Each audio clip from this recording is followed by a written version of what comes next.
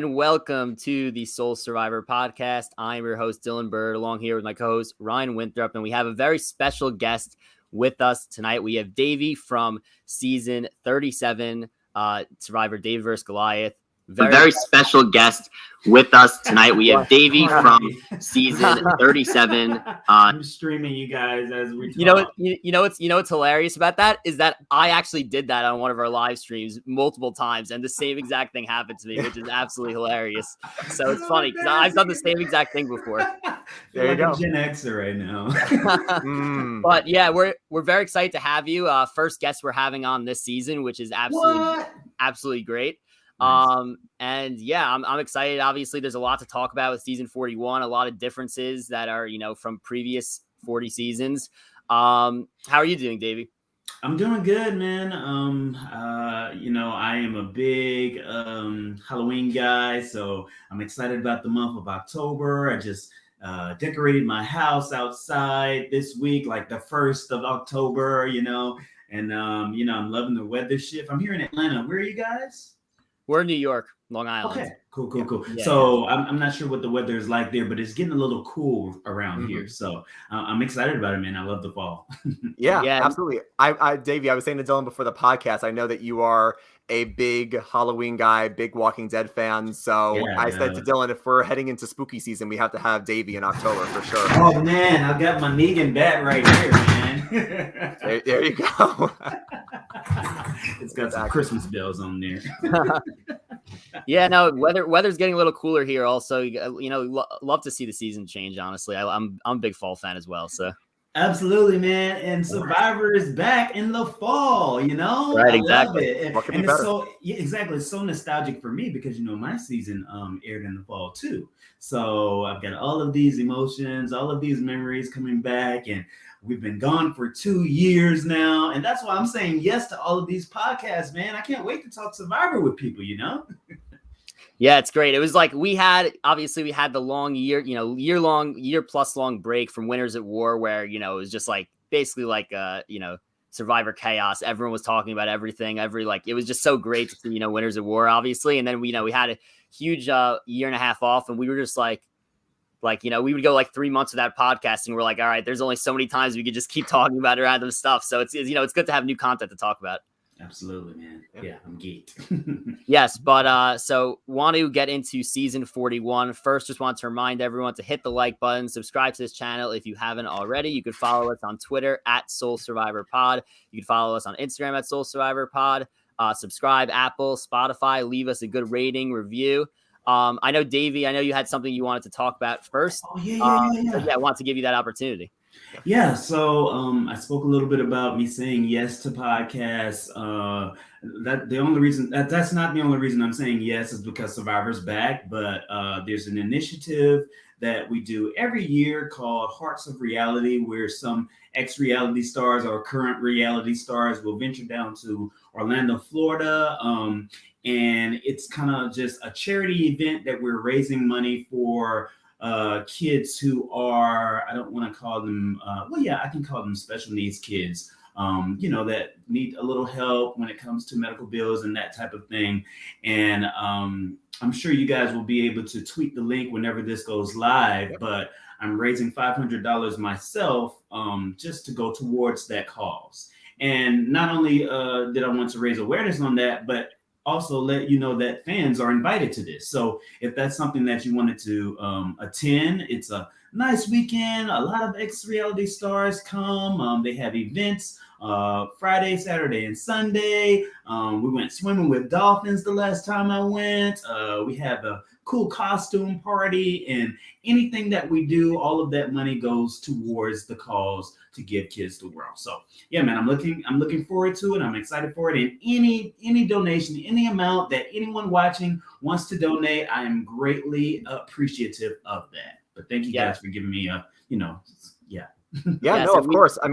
Go ahead, Dylan. I was just gonna say quick. We linked in the charity link in the description below. Awesome. So if you're watching this, be sure to donate. Me and Ryan will be donating as well, and I'll also be sure to tweet out the link after we finish recording. Thanks, man. Yeah, no, I was just going to say, Davey, I was looking into it before this podcast, and it really is such a great cause. And obviously, we, like you said, we encourage everybody, if they can, to donate to Hearts of Reality, which is through, I think, Give Kids the World. Is that correct? That's correct. Yeah. So, yeah, I mean, I was looking it up. It's just a really great charity that just focuses on giving children and their families, great memories and great opportunities. So, highly encourage everybody to check it out. Absolutely. Thank you. Absolutely. Yeah, of course. All right, so let's get right into it. Survivor season 41. Gonna start with the easy question. What are your just general thoughts on all the changes and this season so far in general? Okay. All right, guys. I'm probably gonna upset a lot of people. Love the cast. Love that we have a new initiative to get more people of color on the cast. It seems like they've gone back to season 1 where there's an age demographic. Loving all of that. However, not a big fan of the twist. Which one? Twist plural, actually. Plural. Xander's advantage last week, man. I didn't care for it, dude. Like, I feel like, okay, yes, you're gonna give it's something new. Okay, that's fun, but he's got to do this every challenge. I don't know if I'm digging that, man, because first of all, he doesn't have his own vote. He doesn't have a vote yet. He can't even use an idol yet. And I feel like they are restricting him from playing the game. You spend all of this time to come out here and play Survivor. Imagine getting out there and not being able to even vote on your second time. Or was that their first time? Yeah, that was their second time at Tribal. So I'm not loving that. The freaking shot in the dark, dude, I'm still confused. You guys are going to have to explain it to me because I am so perplexed to how that even works. If I was on this season and I went up there, I would probably going home because I don't get it. I mean, unless they behind the scenes really explain it to you, I don't really get that. Are there any other new twists that I'm forgetting? Yeah, the Summit Island where you do the risk/reward. Okay. I don't hate the Summit Island because I like the fact that you get to meet that one person from another tribe.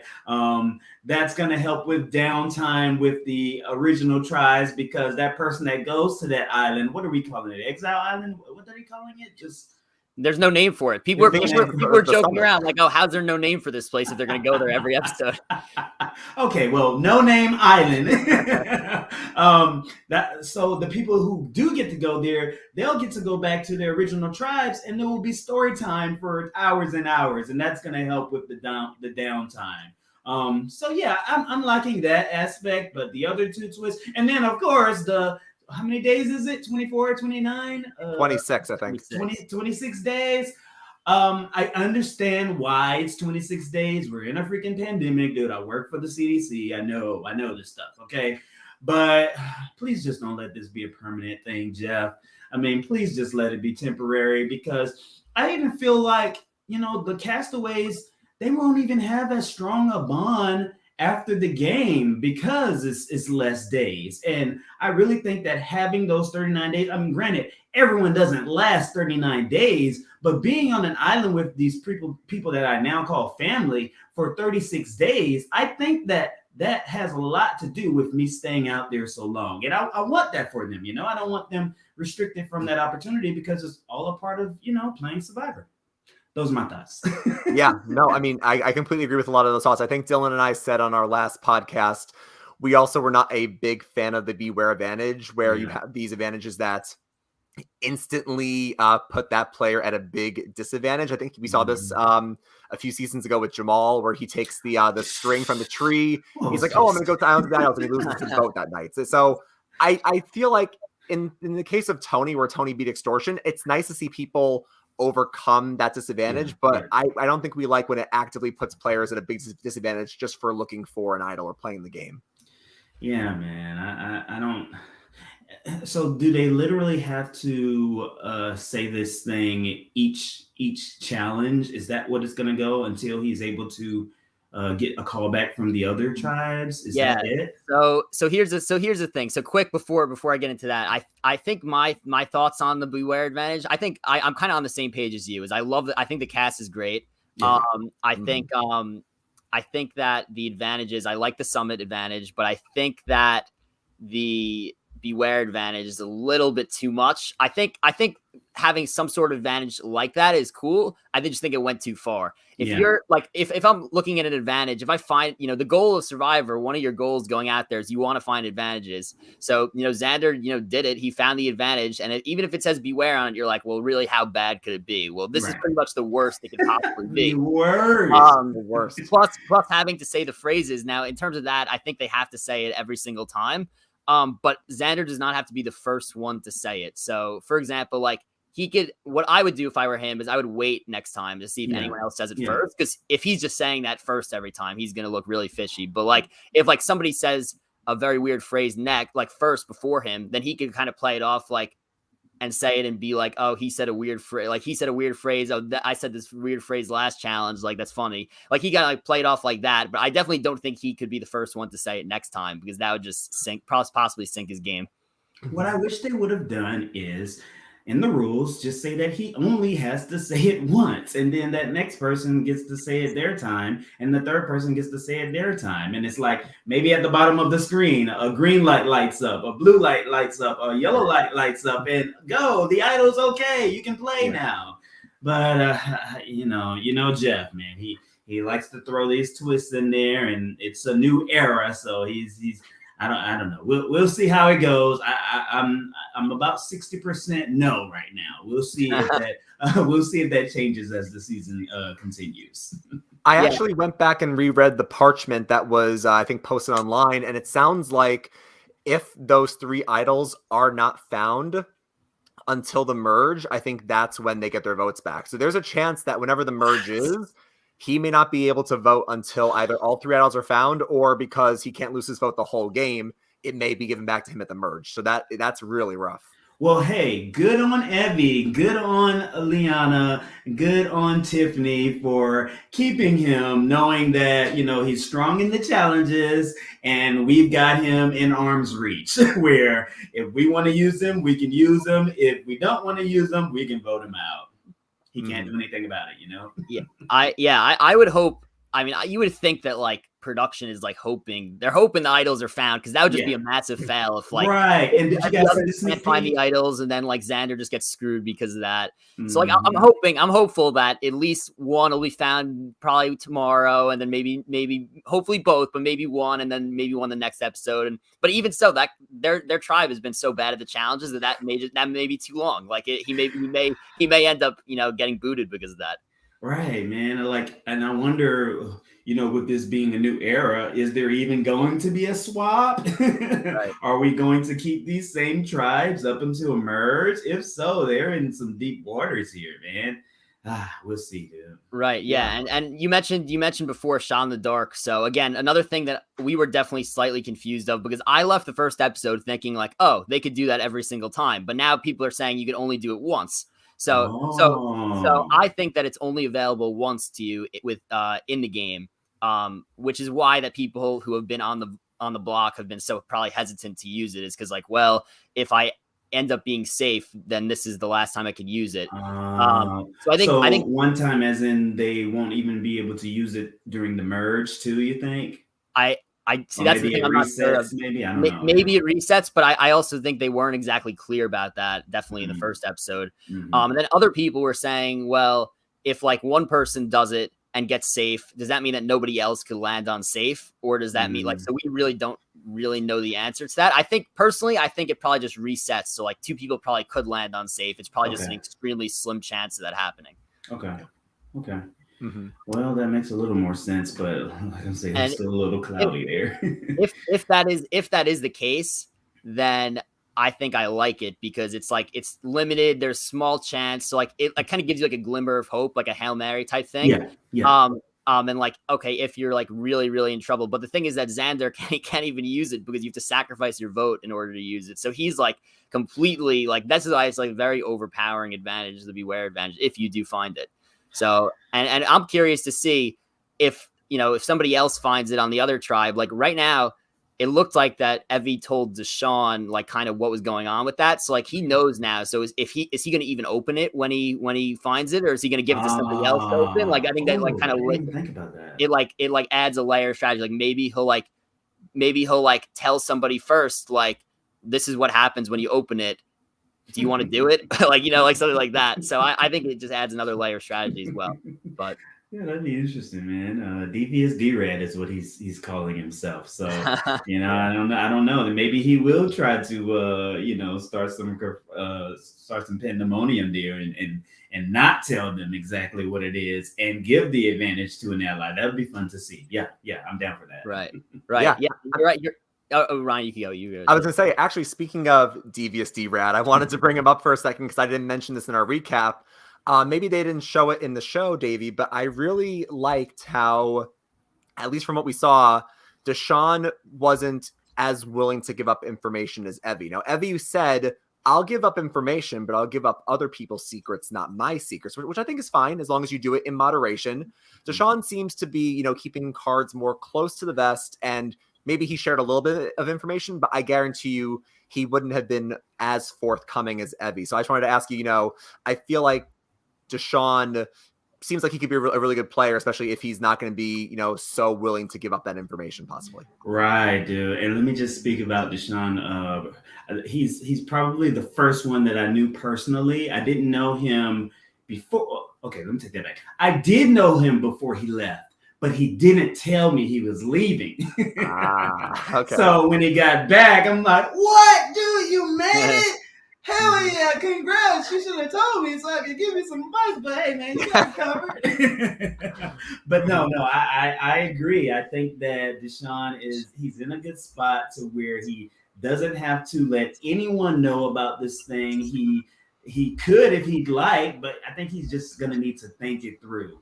And in fact, he's also made an ally in Evie. I mean, well, it seems he may have made an ally in Evie. Evie could really just be telling him these things to make him think he has an ally, and then when Merge comes, he doesn't actually have an ally. So it can work in both of their favors. The totems, the pole is the pendulum is shaking on both of their sides. So mm-hmm. I'm liking Deshaun's position on his tribe right now. I do see that there's probably going to be some things happening with them soon, according to the preview. So I don't know who's going to win immunity or what, but I'm excited to see more from the Blue Tribe because they've won everything. So we haven't really got to dig deep into them yet. As a matter of fact, I think we got someone there that's very purple, right? Is that Heather? Right, and Erica, honestly, a little bit also. Both of them haven't really been shown. But personally, like, if we were going to go straight into superlatives right now, if we were to say like the two like buy low type players, I would probably give it to both of them because it both seems like they'd be pretty good socially, but we haven't really got any of them yet, strictly just because they've been winning, and basically the only time we've seen them is either Danny going to the summit, Deshaun going to the summit, or Nasir like running around the jungle and dude, doesn't that suck? Like, that's the catch-22 of playing Survivor. When you go out there, you want to win, but if you're gonna win, you run the risk of not being shown the first few episodes. Right. So it's like, do I want to lose just so that I have some good screen time, or do I want to just fight it all the way through so I can win that million in the end? Which, I mean, people say it's all about the menu. No, man, it's about the experience too. Yeah. You want to be seen. You want your family to watch the show, and you have great moments like that. And for you to be winning, you're kind of restricting them of that. But it's a catch-22, man. Yeah. I am glad, though, that we did see Deshaun, and I do want to see more of the Blue Tribe, the Blue Tribe, because we've seen them the least of these two episodes. Davie, one question I wanted to ask you, because Dylan and I discovered this after our recap. Did you happen to see the secret scene that was from episode 2 that wasn't on the air? I did. I think I may have seen it on Reddit. I don't think I watched it with my full attention. I probably was doing something else. But was Heather saying she had a dream or something? Yeah. So this is great, and this is why Dylan and I were texting, and we were saying we really hope we see more of the Luvu tribe and we see more of Heather, because Heather seems like she could be a really fun character on the show. From what the scene shows, she says to the tribe in front of everybody that she had a dream, and in the dream, I think Sydney stole her torch, and she kept saying, "You stole my torch," and Sydney's like, "I didn't mean to steal your torch, it was a dream." And then Heather says in the confessional, "I made the whole thing up, I didn't have this dream, it was a fake dream." But she says, "I want to target Sydney, and I'm hoping by me putting this into the ether that they want to target Sydney as well." I love it, man. And what I was saying, Heather's my homegirl. She's in South Carolina. You know, I'm from South Carolina, and Yeah. I went to Charleston last week, and I tried to meet up with her, but she was moving and all of that stuff. But yeah, I love that, man. That's gameplay there. Like for you to come up with a dream just to get someone out. The only thing is, I hate not knowing what's going on with their tribe to put Heather and Sydney at odds. I mean, they haven't shown us anything about that, so that's a little frustrating. But yeah, and it makes you wonder, like, why wouldn't they put that in the episode if it's gonna hurt Lugo down the line? So I don't know, man. What's your thought? My guess is that Heather, I think that one of these two episodes coming up is probably going to be like a Heather episode. It's like we keep getting like all these like backstories, but like they kind of like are like, I think they're spreading it out a little bit because like they can't fit everybody in one episode. Mm-hmm. So I think that like they're waiting probably for either Blue to be in trouble or Blue to have a big moment, and then like she'll get the backstory. Like she also wasn't in the challenge last time. Like she sat at the challenge. So, like there wasn't like a ton of her in the episode or like a lot to show.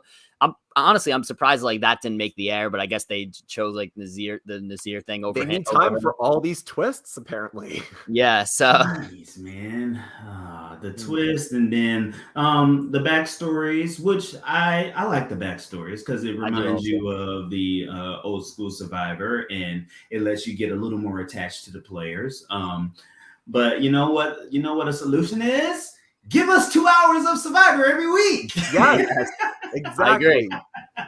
I mean, MTV Challenge, they do it. I think it's like an hour and 30 minutes. I'll take that, Shoot, man. Come on, Jeff. You want to start to talk about a new era? What better way than to give us more Survivor, Yeah, no, I would love if we can get more backstories of these players to get to, I mean, I think this week we saw Deshaun and also Nasir. They were the two backstories we got this week. I think the first week we saw Tiffany. We saw a little bit of Jeannie. We saw a little bit of Evie as well, I think. So I really want to see more of these players. So I think the backstories will be really great to see. And I would love to have hour-and-a-half episodes to really capture it all. I also really quickly, Davey, wanted to go back and revisit what you were saying about, Evie and Liana and Tiffany. So really quickly, what were your thoughts about them deciding to vote out Voce? It sounded like from the looks of it, it sounded like Liana and Evie were maybe in the swing position where they could have voted out Tiffany or they could have voted out Xander. And then Tiffany said, no, I want to vote out Voce instead. So what were your thoughts about what happened at the Yellow tribe, the Yase tribe? Well, man, first of all, this was a blindside to everyone themselves, well, Voce himself and the audience, because I did not see it coming. And I should have said this before the podcast, but I have been spoiled every season after my own. This is the first season that I'm going into unspoiled. So I'm watching it. Yeah, I'm watching it with a different lens, and I'm like, damn, I thought I could pick out this editing stuff, but no, I'm not good at it at all. But no, I didn't agree with the decision up front, just from me putting myself in the player's shoes. But after thinking about it for a while, I'm like, okay, this makes sense because, like I said, they have Xander at bay. He doesn't have a vote. He's great in challenges, so he's not really a threat to your safety in the game at this point. Voce is kind of, because he has a vote. He could find an idol, so you never know with him. And then when it comes to the totem pole, it seems like, and I'm speaking on Liana's behalf here. Yeah. It seems like if Evie, Xander, and Voce were in an alliance, then Liana is the fourth person in that alliance. So you vote out Tiffany, they lose again. Who's next? Liana is. Yeah. So now, I don't think it's a big deal that they decided to go with Voce. They could have went with Xander, and I think it could have went either way, but I don't think it hurts them at all. Yeah. Personally, I thought it was the right move. And the reason I say that is because I think Voce could have been a very threatening player down the line. I actually think he did a very good, because everyone read the pregame stuff and was like, oh, this guy's going to be the biggest villain of the season. But I think he did a relatively good job, at least from what we saw, of almost keeping quiet and keeping his threat level down, at least so he thought. Again, I don't think that's the reason he went home. Yeah. I think that they probably saw that all right, maybe he could be a big threat later. Right now we know where all the advantages are. Like Xander has told us everything, so maybe we could use that to our advantage later in the game if we go to a merge with Xander, and like we saved him this time, maybe he'll save us another time. So I think that like possibly that's what was going through their mind, and they thought it was like maybe Voce would be the one to flip later on. And like, so I think that it was the right move. Obviously we'll see what happens with Xander. And Xander, I mean, and this could be his game, but Xander seems so trustworthy to me. Like you can confide in that guy. And I think that has a lot to do with Evie making her decision. Like, I think she even had a confessional about, Xander trusting her. And maybe she was like, yeah, let's keep Xander because, if we do make it to the merge or we do make it to the swap, he might have an idol eventually. Maybe he'll use that idol on one of us. You never know. So, yeah. Yeah. And I think it's tough because I think you're right. Xander does seem very trustworthy, and he's young. I think he's like 20 years old. He seems very impressionable. He seems like he wants to do the right thing and tell the truth. So that's probably why they wanted to keep him. And I do feel bad for Voce because it seems like he didn't do that much wrong. Right. And listen, Davie, you were on a season where there were 3 tribes at one point, and there's very few places to hide. You were also, when you guys swapped, you also started in the minority with Elizabeth against the 3 Goliath. So 3 tribes is tough. There's very few places to hide, and it takes only one thing to go the wrong way, even if you do nothing wrong, and then you're just kind of screwed. Yeah, man. Three tribes is tough, and imagine 3 tribes from the beginning. It's like, gosh, yeah. You don't have anywhere to hide. It's just the 6 of us. Somebody's got to go home, and then, yeah, it's not a great situation. But yeah, like I said, I was excited to see Voce. I was calling him David because I'm a Davie, and his name is David. But I was excited to see a David go far. But hey, I guess that Voce second chance. Let's see. Yeah, I and then the other thing I want to talk about quickly before we get into the superlatives is we haven't mentioned the green tribe really at all. The Ua tribe. Oh yeah. They're my favorite tribe so far. I think they have like the perfect blend of like every character on the season. Like I think like I love JD, I love Shan, and then like there's like we haven't really seen Jeannie yet, but you can kind of tell that like she's gonna be a character possibly down the road. Brad is just like the like Keith Nail type where he's like such like a wild card, like he's just gonna be straightforward, and like I feel like every season needs a guy like that. So I'm and then obviously Ricard also, who's like kind of looks like he's kind of being the villain, possibly, or they're editing in that way. But like I think it's like a perfect blend of players and characters, and I'm just excited to see how that ends up playing out. Yeah, man, I'm really excited. Yeah, I think my bias is showing, but I think that the Green Tribe's probably my favorite tribe as well. You've got Shan, who's Canadian. We've got, I'm so happy that we finally have some Canadians that are actually Canadians. I mean, not to say much about, I can't even think what his name was, but yeah, I think that this is a great representation of Canada to have her on there. We've got Ricard on there, his story is amazing. We've got JD, and let me just talk about JD. Actually, hold on. Let me talk about Shan and Ricard and why I'm so high up on them. I'm so high up on them because casting, they specifically, well, I'm saying in my mind, they specifically sought these 2 out because they have large followings on TikTok. And I love the fact that you're reaching out to Black players or Latino players who have large followings, which means that other Black people will watch the show because she's on. Other Latino people will watch the show because he's on. And then the next cycle, it's easier to cast. So right. I don't know if they did that intentionally, but I love that they did that. And then with JD, man, I'm so high up on JD because I came on Survivor and my story was to be the blurred. There had never been someone to say they were a blurred on TV before, and I was the first person to do that. And what I loved about that, I sound so pompous right now, but what I love about them showcasing that is they were showing us that there are different types of Black men. There's, they had James, they had Jeremy, which they were similar, the bulky challenge beast. They have Wendell, they have Earl, the smart strategic guys. And now they had Jeremy on my season, which was the gay Black guy. They had Carl on my season, which was the Black cowboy. They had me on my season, which was the Black nerd. And I say all that to say is I've never seen a black surfer type guy until I met JD. And I'm just so high up on it because the surfer archetype is probably one of my favorite archetypes. Like, I love Wu, I love Devin, I love all of that. And so we got a black guy who's a surfer type. Man, I'm just really high up on that. Brad too, man. I love that Brad is an older gentleman.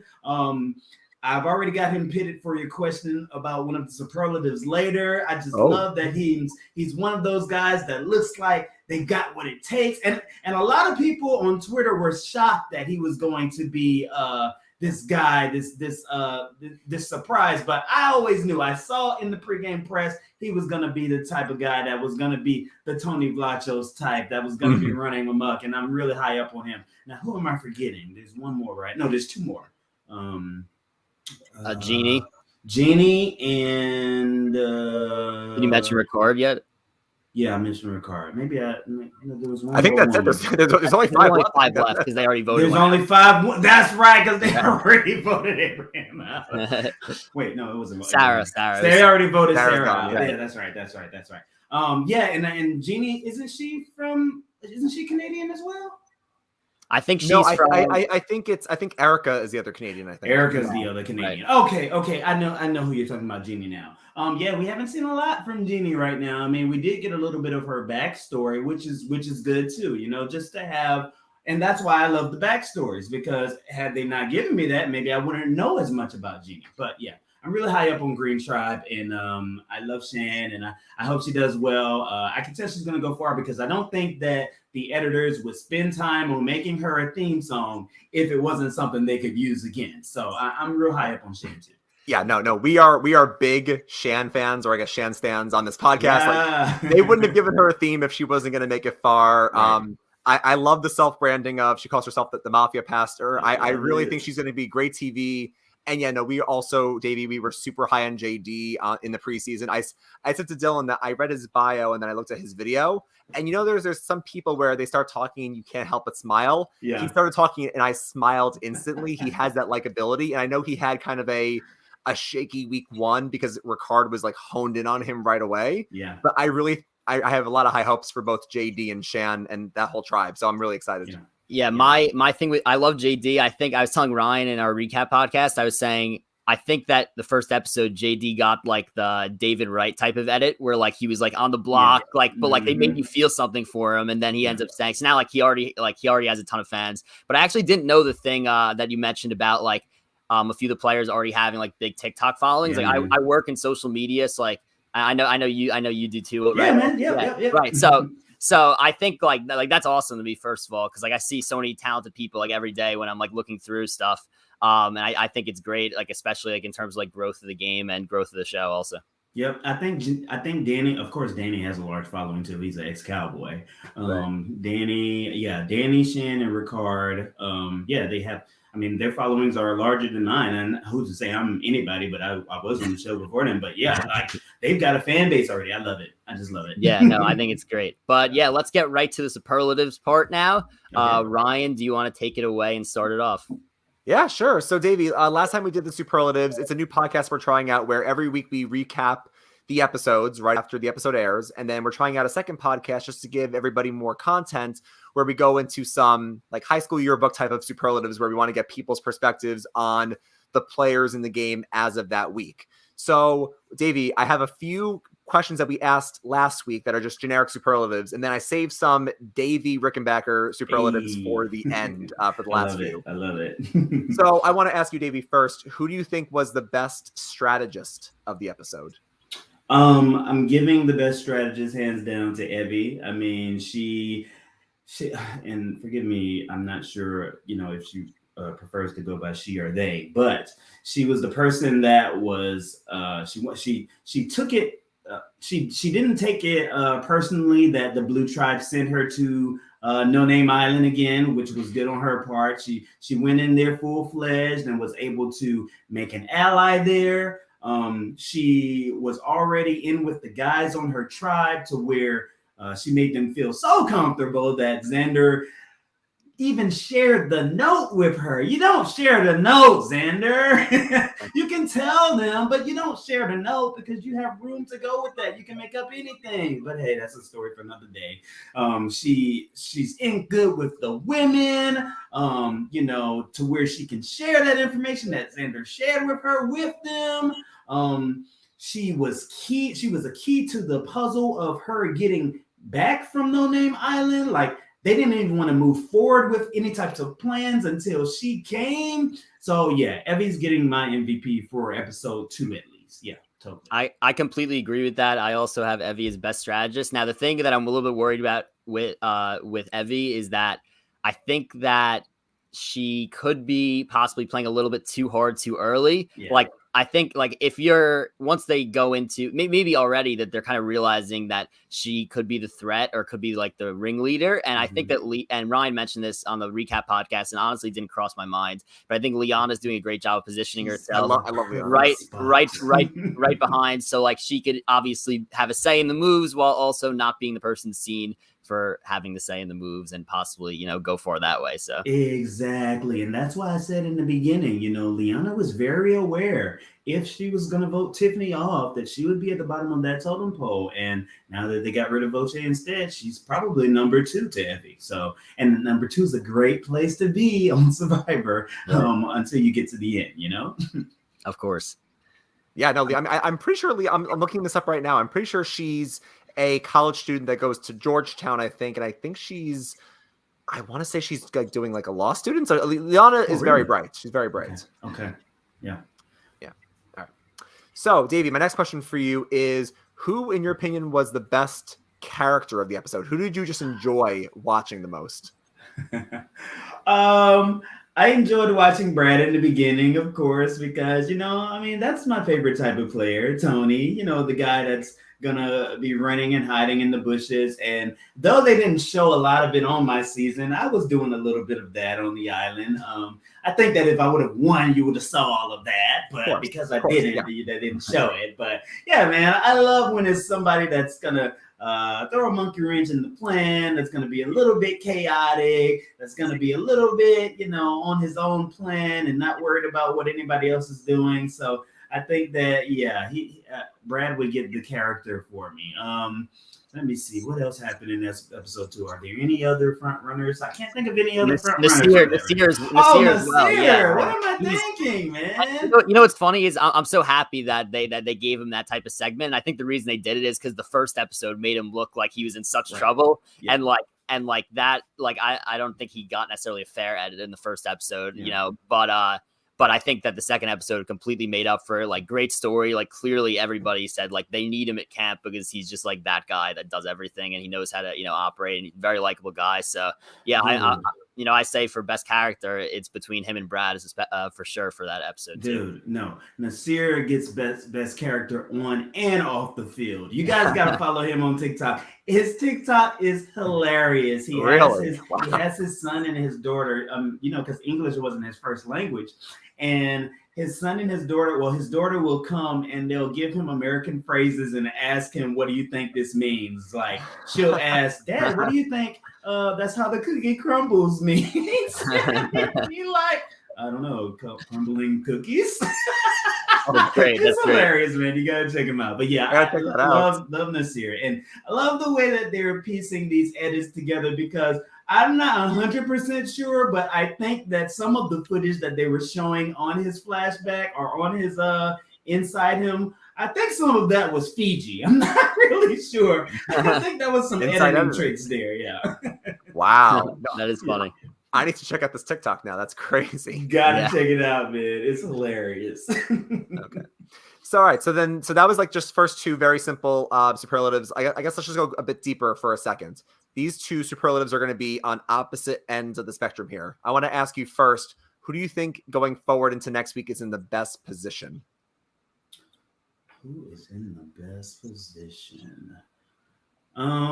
Should I do off each tribe or just in general? Whatever you want. Okay. I think the person that's in the best position on the green tribe or the Uwa tribe is Chantel, man. She's an ally with Ricard. She's an ally with JD. She's in the preview. You see her excited with Brad. She's like in the perfect spot, man. The Mafia Pastor is doing it. Yeah. On the blue tribe, Deshaun's probably at the top of my list right now, man. He's got that information. He's the only person on this tribe that's made an ally. I mean, you could say that Danny made an ally with JD and Xander, but it didn't seem as cold cut as with Evie and Deshaun. So I think I'd have Deshaun up. Plus, he knows that there's an idol out there now. He knows how he knows the technical of finding the idol and what you have to say with the idol. So I think Deshaun's in the best spot on that tribe. As far as the I'm trying to think of their name. I think Yase.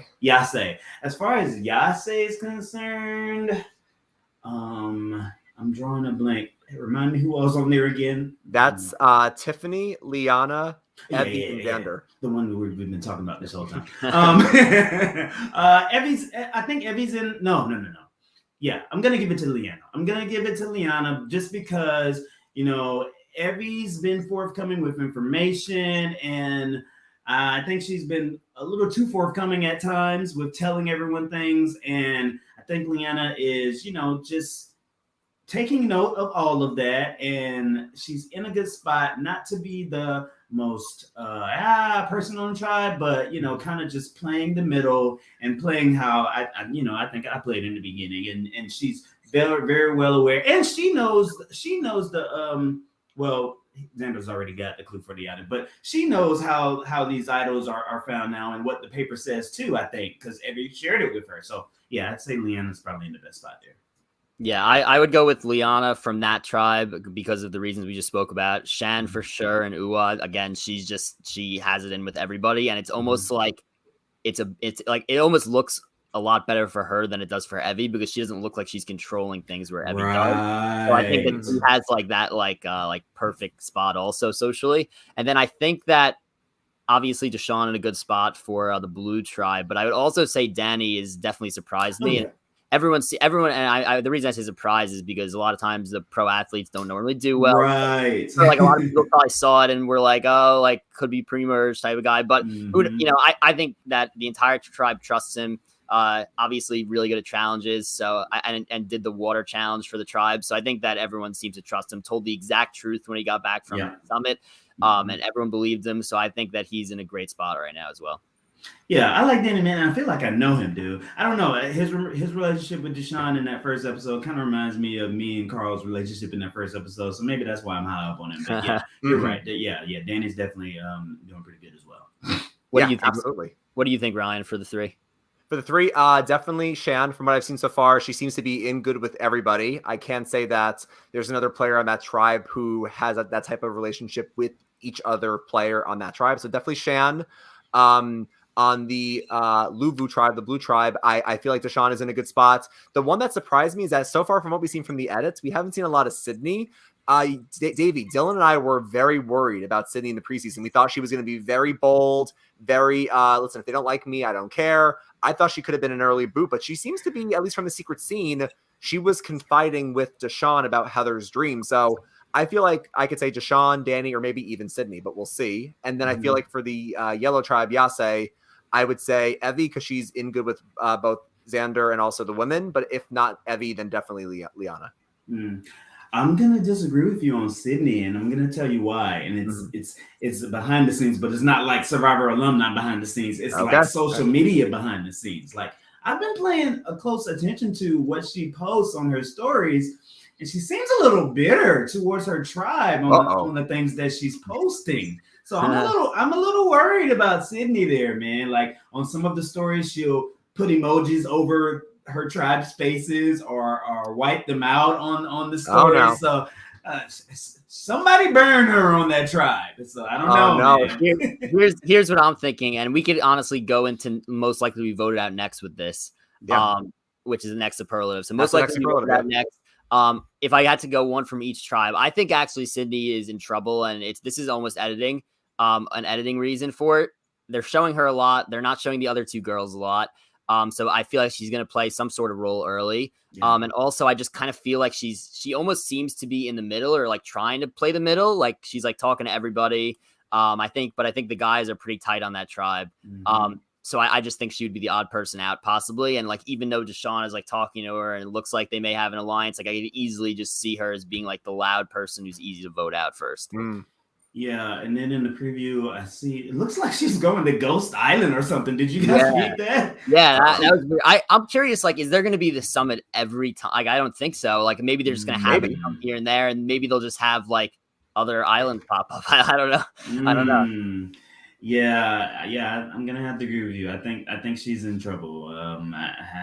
And I'm going solely, and maybe that's why they don't like players posting on their social media. But I'm totally reading into that. Listen, I mean, Davie, not to tie it back to your season again, but I feel like Sydney's is clearly she wants to play a strong game. She clearly she could be a strong female player. Could you see her potentially? And this is just a weird thought I had. Could you see her, because of the emojis where she's blocking at people's faces, maybe like in a Natalia spot where she gets swapped with some of her tribe members and they flip on her at a swap? Maybe that's why she's a bit embittered. Oh, yeah, I could see that. And what's so funny is she reminds me of Natalia. Just thinking, yeah. So yeah. Good catch there, man. Yeah, maybe that's it. I would not be surprised if we come back here for episode 5 or 6 whenever there was a swap and we're talking about Sydney got swap screwed or Sydney got voted out at the swap potentially. I guess now for the other two tribes, I would say that for Green, it's kind of tough to tell who's most in danger. I feel like they're going to keep winning for some reason because I can't like envision any of those 5 going out. Obviously, if they lose, they're going to have to vote someone out. And right now, if I had to guess, it would probably be Jeannie, but strictly because she just seems out of the loop on strategy. Like there's no reasoning much more behind that. But I think that I kind of almost want to skip over the Green tribe for this because I don't think we have enough info. And again, a lot of people may say Brad with that just because he's been like, but I think Brad is gonna make the merge. That's just my opinion. I think he's a great character. I think I think people will like want to align with him because he's so straightforward. They just got to worry about like him like being too straightforward with other people. But now in terms of the Yase tribe, the yellow tribe, I guess I would have to go with Xander strictly right now just because he doesn't have a vote and it looks like the 3 girls are strong there. Now Tiffany, I think she could also be in trouble as well, but I don't know. Like I think it's gonna completely depend on next challenge and what happens next episode. Tiffany is actually from my hometown. Like, actually, really? Oh, cool. Which is hilarious. So rooting for her, but I don't know. I'm a little bit worried for her because I don't know. Like it almost like they were foreshadowing it something with her, like kind of getting a little bit paranoid. I don't know if like that's something that they want to like carry along with them for a while. You know what I mean? Yeah, I think Xander's gonna be fine. I think it's gonna be Tiffany only because I was paying close attention to Leanna's facial expressions while Tiffany was getting a little skittish, and Leanna was hilariously annoyed by some of the things that she was saying, and I don't know, it might end up being type of Cagayan Brains tribe situation where it ends up being Spencer, Tasha, and Cass going into the merge, and they end up having to cut Jatia, who would be the Tiffany. I don't know. I'm feeling it's going to be that type of thing. So we'll see. That's what Ryan's been saying. That's what a lot of people have been saying. Yeah. about what the Cagayan parallel? The Cagayan parallel, yeah. Yeah, like it's almost eerie that like it's a tribe that keeps losing. They vote out two stronger guys first, and then you think, oh, they're just going to follow the pattern and get rid of the third, but they actually get rid of Jatia, and I guess the Jatia in this case would be a Tiffany. Yeah. I could see it happening. So. Yeah. Okay, so Davie, in our last few minutes, I want to ask you now superlatives that are Davie style superlatives. So, last 2. Who do you think is the most likely later in the game to play an idol on their ally at Tribal Council? Okay, man, and I don't want to seem like I'm being biased to Xander, but I really like the guy, and he seems so trustworthy. I'm not saying that I would see him playing an idol on anyone on the the tribe that he's on right now, but he's went to the summit. He met Danny. He met JD. He's making people laugh with the freaking butterfly phrase. I could see him, he's got the charm that he can make some more allies when he hits merge. And I don't know, he just seems like the type of person that if he sees that one of his allies is in trouble and he's okay, that he might mix it up just to send someone else home. So my vote's going to be for Xander. Yeah, I think Xander's a good pick. And it's almost like the three that went to the summit would almost be like the three people I'd be pinpointing here. I think Danny also. Danny's a good answer. He seems pretty trustworthy. Kind of like, again, was very straightforward with answers on that. I think he'd be willing to do it as well, especially like to gain trust. Hell yeah. And it's something that just hit in my mind because I was thinking about Christian because I played an idol for him. We were talking in the Davie versus Goliath group chat this week, and I said Christian would be the only one that could say that butterflies thing and nobody would raise any suspicions on. It would either be him or Pat, because Pat used to just say crazy shit like that all the time. Yeah, man. But anyone else would raise suspicion trying to do that butterfly thing. Well, Christian would also be like the Voce in this situation where Jeff says shot in the dark is 17%, and a Voce or a Christian would say, actually, Jeff, it's 16.66667. Him and Gabby had a moment like that with Jeff really? on the beam challenge where Jeff said something and Gabby was like, "That's redundant, Jeff," and Christian did something, in support of that. But yeah, you're totally right. It would definitely be Christian that tried doing that, and that's one thing, guys, that I said. Like, it was one of those tweets that I left in the draft. I was like, see, Voce, that's why you don't correct Jeff, because he starts to pick on you then. And he would pick on when Christian would, correct him in that sort of fashion. Jeff wasn't just very nice to Christian sometimes. I'll just say that. Yeah, I love that. All right, so then our last superlative we have for you is a fun one. Who would be the most likely to survive on The Walking Dead from this cast? Oh, I love it. Okay, can I give a male and female answer? How about that? Of course, absolutely. Okay. I'm going to go with the male. We got to go with Brad, man. He's a freaking cow farmer, on The Walking Dead. One of the first scenarios that they have is on a farm. They are the ones that live so long because they were out there away from the zombies. I think that he has it. He's probably got a zombie apocalypse plan. He's probably already a bit of a prepper. I'm not sure what type of farmer he said he was, but I know I think he's a cattle rancher. Cattle rancher. Okay, yes, that's like perfect, man. So he's probably, I don't know what part of the country he's from, but he's probably stacked, in the. He's the first, Davie. He's the first contestant from Wyoming. That's where he's from. Dude, Wyoming is the perfect place for you to live in the zombie apocalypse. I'm pretty sure the population isn't as high there. You've got all of these large fields. You can survive. Yeah. It's Brad. It's Brad totally. As far as the women's concerned, let me think about it for a moment. Okay, it's gonna either be out of Sydney and Jeannie for me because. You saw Sydney on the first episode. She's going after the crabs. She's doing crazy things like that. I could see her being an asset on my zombie apocalypse team. With Jeannie, we don't know too much about her, but I can tell she can get it out the mud. She's got a little grit with her. So out of the two, I think I'll go with Sydney. So Sydney and Brad, yeah. Brad, I think Brad also didn't he say he survived like a explosion or something? Yes, something crazy like that. Yeah, right. That's hilarious. I mean, Brad was even saying that he was watching JD and Ricard from the bushes, and he's like, "I'll close my eyes so they don't see my gaze." Dude, I love that. That's so real, though. You know how you might be looking at a cute girl and she'll look up. Yeah, that's real, dude. Exactly. It's real. So Dylan, that's all the superlatives I have. Thanks for playing that, Davie. No problem, man. No, thanks for coming up with that. That was fun. Yeah. Yes, for sure. And Davie, thank you for coming on to the podcast. Obviously, first guest of the year, and it went great, obviously. So, a lot of fun. Yeah, a lot of fun. What other survivors have you guys had on your podcast? So we had Kelly Wentworth was our last guest, but that was all the way back final 6 of Winners at War. So it's been a while. Yeah. And then we also had Elaine on, Aaron from that season, and Dom as well. Nice. Oh, that's a cool crew, man. I love all of those guys. Nice. Yeah. So yeah, looking forward to getting more guests on, obviously. And yeah, thank you once again for coming on. To everyone watching, be sure to like this video, subscribe to this channel if you haven't already. Follow us on Twitter, Instagram at Soul Survivor Pod. Also be sure to subscribe on Apple, Spotify, leave us a 5-star rating and review. And also be sure to donate to Hearts of Reality under Davie's name in the link below.